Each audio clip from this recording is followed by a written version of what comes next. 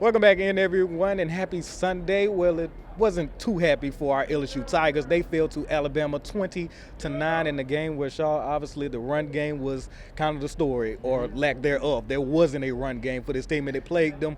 Getting in the red zone so many times and not really capitalizing, but they weren't able to move the ball. This was still a one-possession game for the majority of it, but they just had nothing to go for them in the run game on the ground, and it kind of played them in the passing game. And speaking of the passing game, that was a big story when Garrett Nussmeier was benched. What did we see out of that situation? Yeah, I think what we saw is that we might have a quarterback controversy brewing in Baton Rouge. Garrett Nussmeier just did not look great out there today. He looked like he was holding on to the ball too long, maybe staying on reads too long, and not really helping his offense move the ball. So in the second half, Coach Frank Wilson, in his first game, made a huge decision to turn to Van Buren. And like you said earlier, it didn't really look much different. Van Buren does have his legs, and you saw them try to roll him out of the pocket, get him on QB run some more, but we'll see what happens in the coming weeks. I think that when you have a guy as highly touted as Garrett Nussmeier, it's going to be hard to bench him, and you wonder what the locker room thinks. But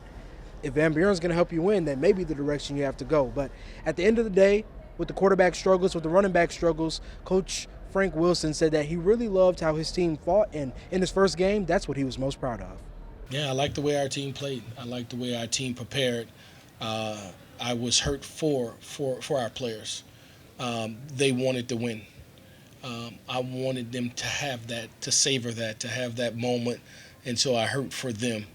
They were extremely disappointed in the locker room because they prepared so hard and so well.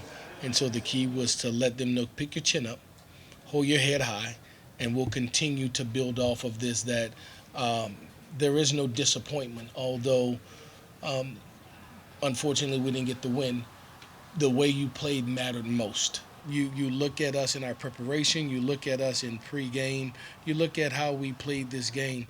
That wasn't a team that had quit in them. That wasn't a team that was submissive or not willing to fight back.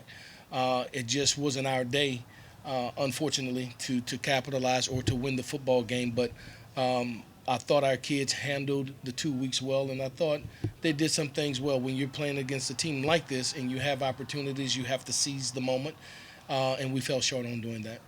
Well, you got to agree with him on one thing. This team definitely did fight Saturday night, but also facing an uphill battle, a new coach, and facing the number 4 team in the country. But they will be looking to bounce back and gain some confidence against another rival back at home against the Arkansas Razorbacks.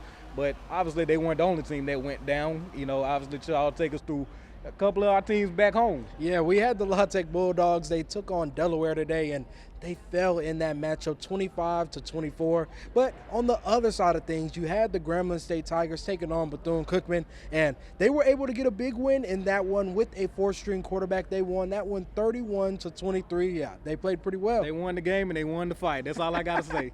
Well, ending on some light news for our Grambling State Tigers, a great win for them, and that's going to do it today for The Score. Thank you all for tuning in.